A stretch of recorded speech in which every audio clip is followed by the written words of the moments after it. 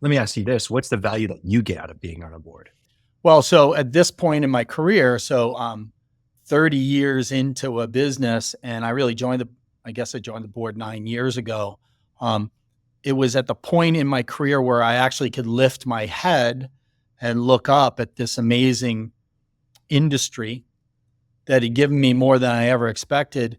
And I actually went to the Access event and I witnessed Rob Cohen pretty much saying goodbye to his role in the presidency. And I saw how these professional people compete, engage. And I'm like, I just want to be around those people. It was as simple as that. I want to be around those people. And I don't even know if I can add any value here because I'm just a small company. That's self-doubt. So that is why I wanted to be on the board. Fast forward to probably about 6 years ago. No, I would say about 4.5 years ago. And with Chris, after you've been on a while, you suddenly realize, there is a purpose for me being here at this time with the level of experience I have. Right. So I'm going to choose to make a difference. And I don't know if I could have arrived there any earlier. So I really do think deciding to join a board is one decision. Where it will lead you, you got to do the time, right? And I don't know if there's any way. There could be some ways to compress the quality of your contribution and the efficiency of your time. I'm not sure. I'm a kind of a slow learner. I doubt that. I think you're a pretty quick learner. Just as troubleshooting your camera, I've been through much worse experiences, Michael. You are pretty savvy. Okay, so Chris, tell me, you brought this topic up. Why do you think this is a valuable thing to talk about for board of directors? And what have you got out of boards to follow that? Well, first of all, I'm still recovering from the statement that after bank tellers, there's only vice presidents. So I'm literally picturing the vice president of deposit slips, the vice president of drive-through operations, the vice president, and the vice president of stanchions and red velvet robes at the Bank of America up the street that I go into. And it does seem like there's a 26-year-old vice president at every turn there. So, but to answer your question, you know what? So I'm about to start the second year of my president's term, and I'm reflecting back of, there's a lot going on with EDPA. That's the association where Michael and I share in common that we serve.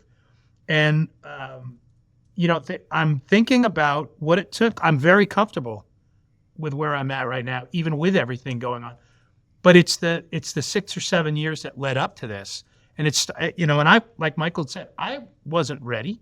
I'm just a small business owner and, but here I am now. And it occurred to me, we have an enormous future leaders group coming through EDPA. We have new members joining on the time. Our full board is 25 people.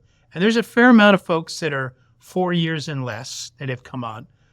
And I just wondered, is there anything we can share that they might want to know in anticipation of where they're going, which is deeper into the board? And ultimately, I think many of them, hopefully, or all of them, will serve on the executive committee as an officer.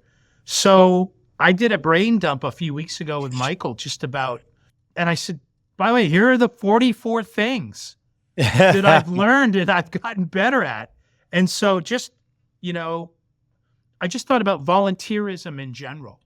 I don't know that I fully appreciated, and I'm thinking about my time, their time, and all the doers in the organization, which are many with EDPA. By the way, Mike, that may not have been Michael's experience in other groups he served as board on.